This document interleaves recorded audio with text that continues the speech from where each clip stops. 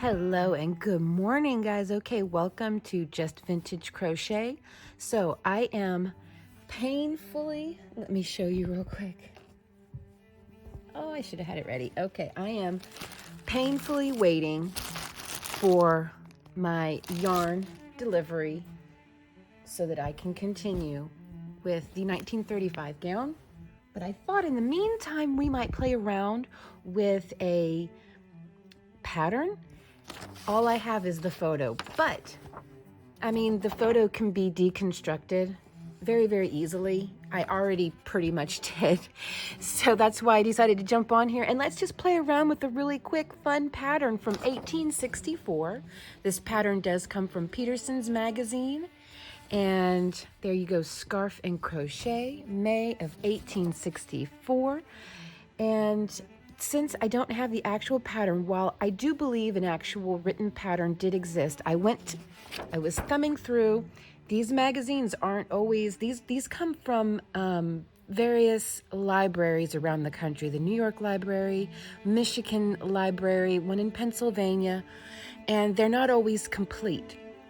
So I believe they had the photo of the shawl, but somehow did not enter in the next scan, which would have been the actual written pattern. So that's okay, that's all right. This is a simple one to break down and build back up.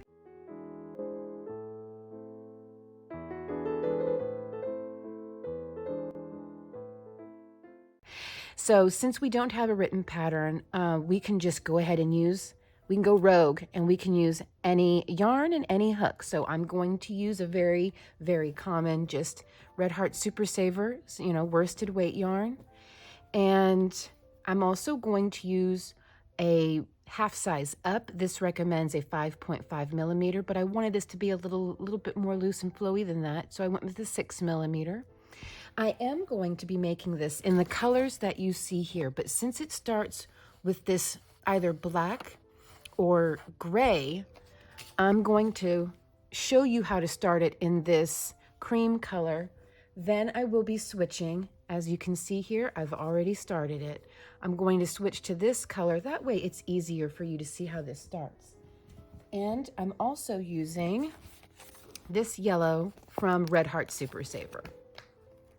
Okay, so what I determined for this is that we're going to chain 26 plus 1. I really played around with this a lot. At first I had it plus 2, but that kind of made it a little bit of a sloppy mess on the edges. And I don't know if this is intended to have straight edges, as this is just a drawing. So I'm going to go with what the drawing looks like, and we're going to do some just raw edges, and we're not going to worry about perfectly straight or sharp, pristine lines. But you'll see, it'll look nice. Let me show you just a little sample here. It won't look that bad. Genuinely doesn't look that bad. See how this is already coming around this way, and then it will come back out like that. And so it'll almost be scalloped in a way. Okay, so we're gonna chain 26 plus 1. Okay, let's see here. Here we go. 1, 2, 3, 4, 5, 6, 7, 8, 9, and 10. I'll be right back. Okay, now I have my 26 chains. We will just add the plus 1 for a total of 27. Flip over to the back bumps portion of the chain, and you'll want to work in the back bumps, as that's going to give you a nice clean line on the bottom. And it's going to make for an easy stitches to work into to work in the fringe. Okay, skip 4 chains or 4 back bumps, 1, 2, 3, 4, and in the 5th one we're going to work 4 double crochet together clusters. So in the 5th chain from the hook, 1, 2, 3, 4, and 5 right here, you will start a double crochet. You're going to go into that back bump, pull up a loop, yarn over, and pull through 2. Now these skipped chains right here count as your first double crochet plus 1, but you'll see why the plus 1 later.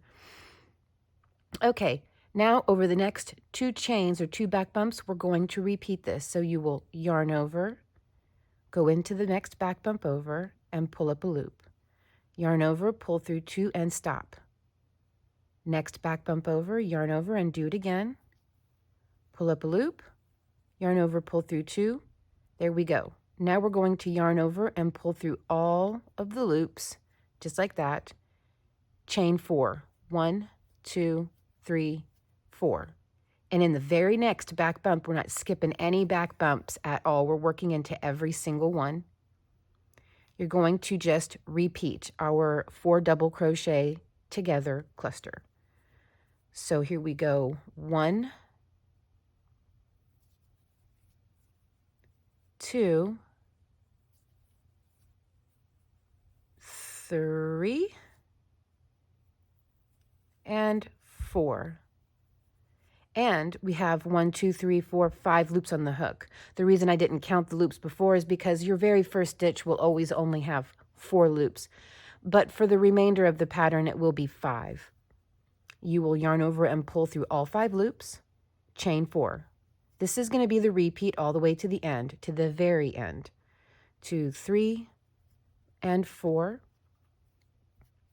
I'll do this one more time, and then I'll meet up with you whenever you are to the end. So here we go. Very next back bump over. Again, we're not skipping any chains. That is 1, 2, 3, and 4. Pull through all the loops, chain 4. That was 1, 2, 3, and 4. Then you will simply yarn over, and in the very next back bump over, you will start all over again with 1,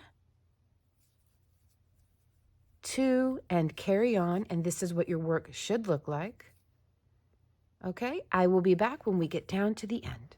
Okay, just coming up to my last 4 stitches, so therefore my last cluster. Here we go. 1, 2, 3. Now at this point, I would normally say, go ahead and yarn over, pull through, and then work 1 double crochet on the end, and that's going to give us a nice straight edge. But I just kind of want to do what the drawing looks like. Why not? Why not, right? Be a bit unconventional. That's fun. Here we go, last one, pull through 2, now yarn over and pull through all the loops, and chain 4. 1, 2, 3, 4. Okay, now you will turn, and this chain 4 counts as a double crochet plus a chain 1. Now, this is the only time of all of our cluster stitches that we will actually work into the top of the cluster stitch. The remaining cluster stitches, we don't work into them at all. We skip right over them. Okay, here we go. So this counts as 1, yarn over and into the top of your cluster stitch here. This is, and we're only doing the 4 double crochet together clusters, so we're not completing our double crochets again.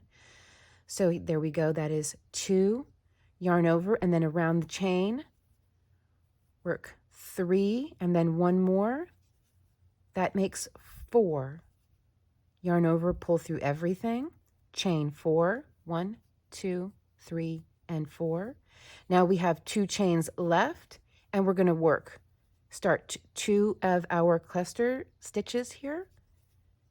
So we go 1 and 2.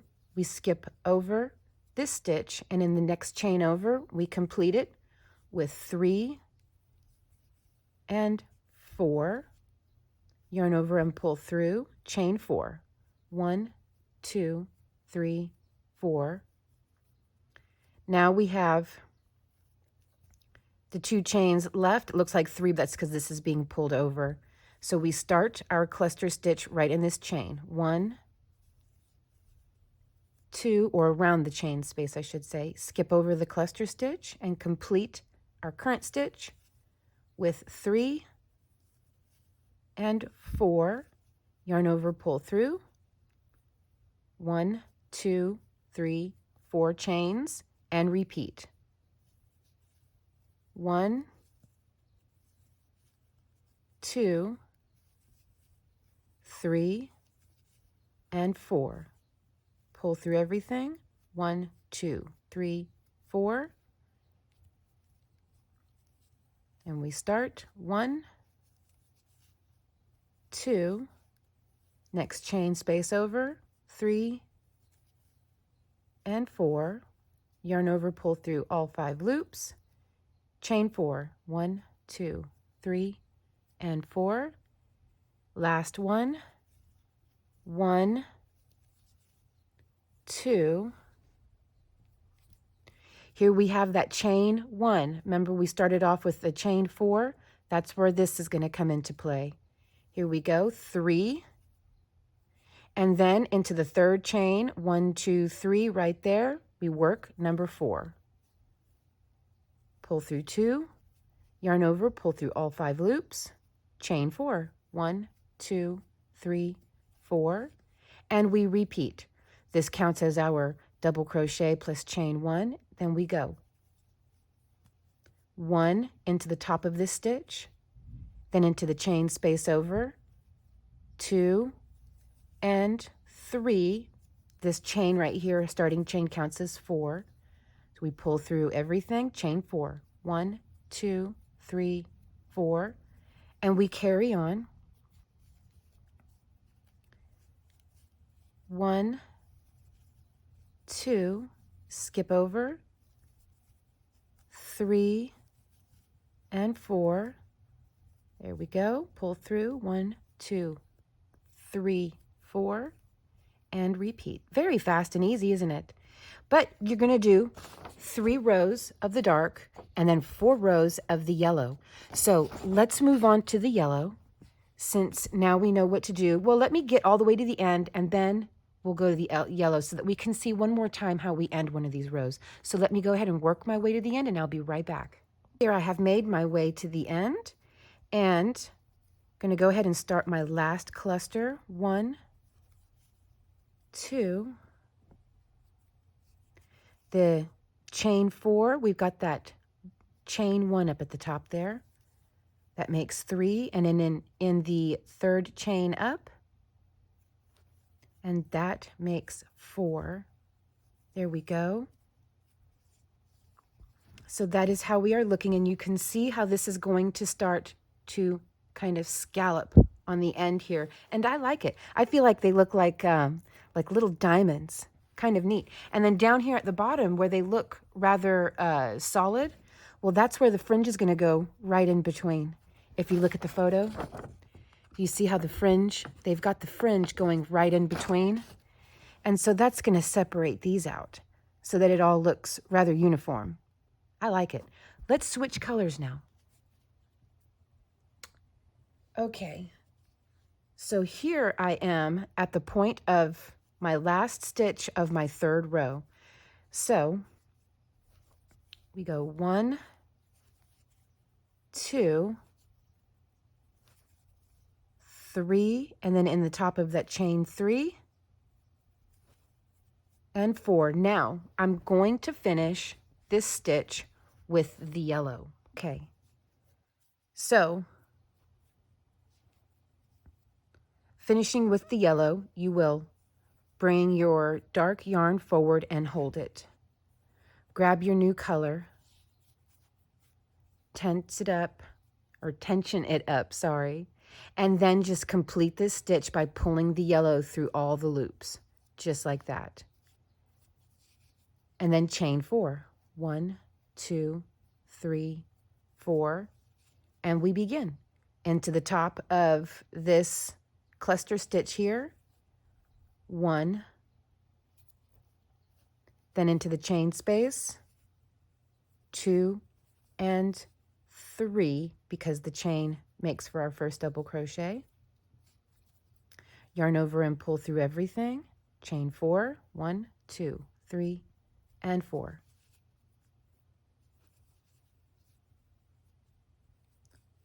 Oops.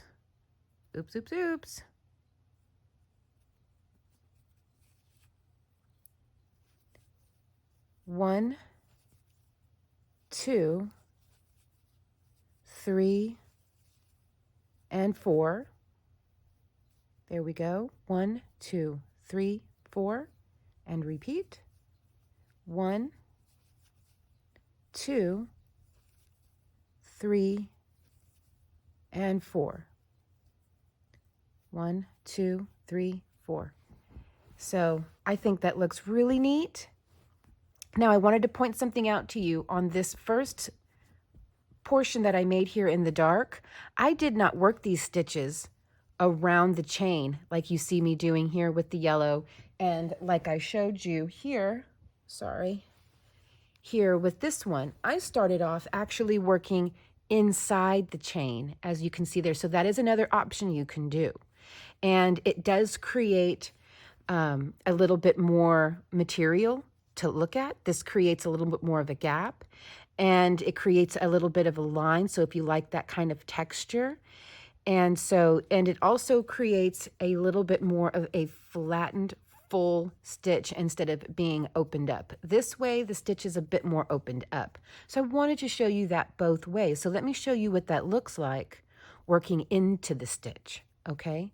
Into the chain, I mean.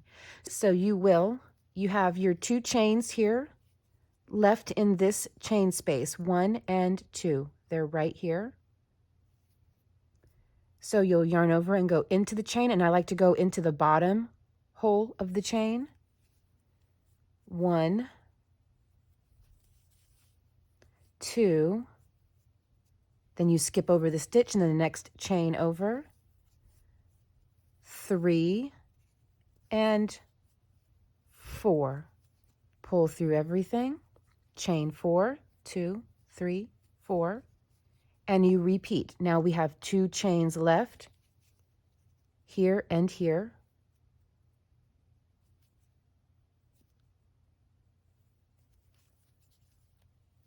1, next chain over, 2, and then these 2 chains right here, 3, and 4. And so these are just the 2 different ways you can play with this stitch, and they do both look different. 1, 2, 3, 4. One more time, the last 2 chains. 1, I'm going to show you how to end this if you're working in the chain instead of around it. 2, here we have our chain.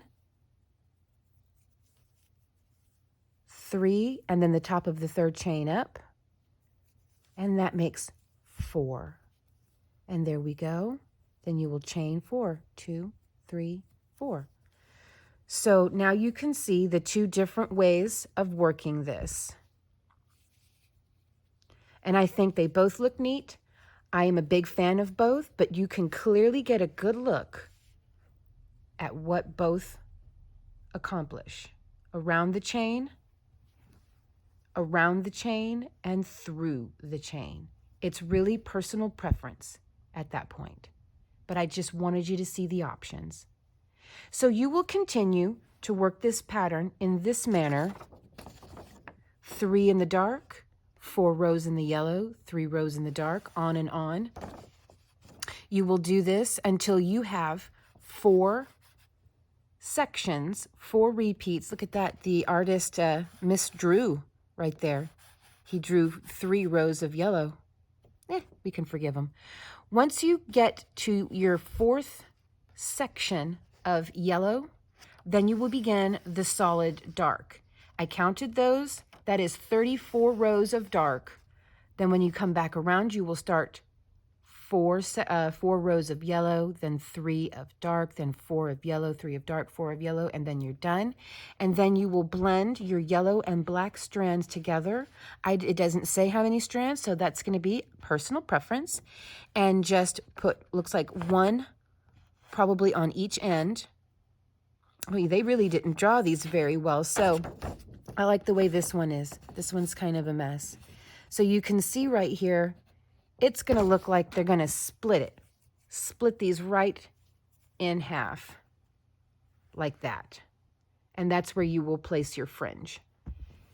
Okay, so that is the whole pattern. If you guys have any more questions, let me know. I'm going to leave a link I'm going to leave a link in the description where you can go and check out this magazine. These are so neat to thumb through. The stories in them are neat. You can look at the old advertisements, home layouts. These magazines would put like home blueprints if you want to build a home. Children's clothes and the beautiful gowns and stuff of the time. Keep in mind, this is Civil War era, so these are going to be gowns. Okay, yeah, I'm going to leave a link for that just so you guys can thumb through it and go back in time a little bit. But there you go. I will see you guys in the next tutorial in part 3 of the gown. Hopefully my yarn will be in. It has been shipped, but I probably have another 3 days to wait. I'll see you guys then. Love you lots. Bye.